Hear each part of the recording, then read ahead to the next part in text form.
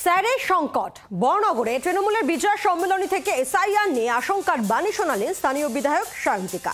BJP ক্ষমতায় এলে তৃণমূল নেতারা আদৌ নিজেদের জায়গা টিকিয়ে রাখতে পারবেন কিনা সেই প্রশ্নও তুলে দিলেন। সায়ন্তিকার মন্তব্যকে সহজ সরল স্বীকারোক্তি বলেই কটাক্ষ বিজেপি। শুরু হওয়ার আগে থেকেই বাংলায় এসআইআর এর বিরোধিতায় সুর চড়াচ্ছে শাসক দল। কেউ রক্তগঙ্গা বইয়ে দেওয়ার হুঁশিয়ারি দিচ্ছেন, তো কেউ আগুন জ্বালানোর। বিহারের মতো বাংলাতেও ভোটার তালিকায় বিশেষ নিবিড় সংশোধন শুরু হলে দলকে কি ধরনের বিপদের মুখে পড়তে হতে পারে, এবার সেই আশঙ্কা শোনা গেল তৃণমূলের জনপ্রতিনিধির মুখে।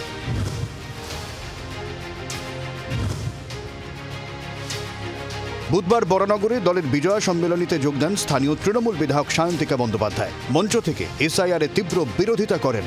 একই সঙ্গে বলেন, 2026-এর বিধানসভা নির্বাচন তৃণমূলের জন্য অস্তিত্বের লড়াই। আগামী 26-এর নির্বাচনটার ওপরে কিন্তু অনেক কিছু নির্ভর করছে। এটা আমাদের পায়ের তলার মাটি ঠিক রাখার নির্বাচন, এটা আমাদের অস্তিত্বের লড়াই। বাংলায় বিজেপি ক্ষমতা এলে তৃণমূল নেতারা আদৌ নিজেদের জায়গা টিকিয়ে রাখতে পারবেন কিনা সে প্রশ্নও তুলে দেন সায়ন্তিকা।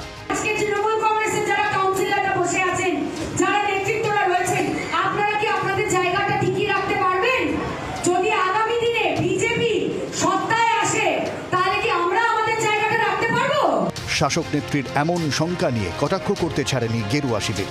মানুষ নিজেরটা সবসময় ভালো বোঝে, ও বুঝতেই পারছে যে ও আর আগামী নির্বাচনে ফিরে আসতে পারবে না। উনি ভালো বুঝছেন যে এই নির্বাচনের পর তৃণমূল আর ফিরবে না। গত 1.5 বছর ধরে উনি যেভাবে তোলা তুলেছেন ওখান থেকে, সেটা কি আর উনি তুলতে পারবেন? স্বাভাবিকভাবে সেই কথাগুলোই বলছেন। বিহারের পর বাংলায় এসআইআর যে হচ্ছেই তা আগেই জানিয়ে দিয়েছে জাতীয় নির্বাচন কমিশন। শুরু হয়ে গিয়েছে তার প্রাথমিক প্রক্রিয়াও। ভোটের আগে জানিয়ে সুর চড়াচ্ছে রাজ্য রাজনীতির যুযুধান দুপক্ষই। বরুণ সেনগুপ্তর রিপোর্ট, জি 24 ঘন্টা। বাংলার আওয়াজ, বাঙালির আবেগ, জি 24 ঘন্টা।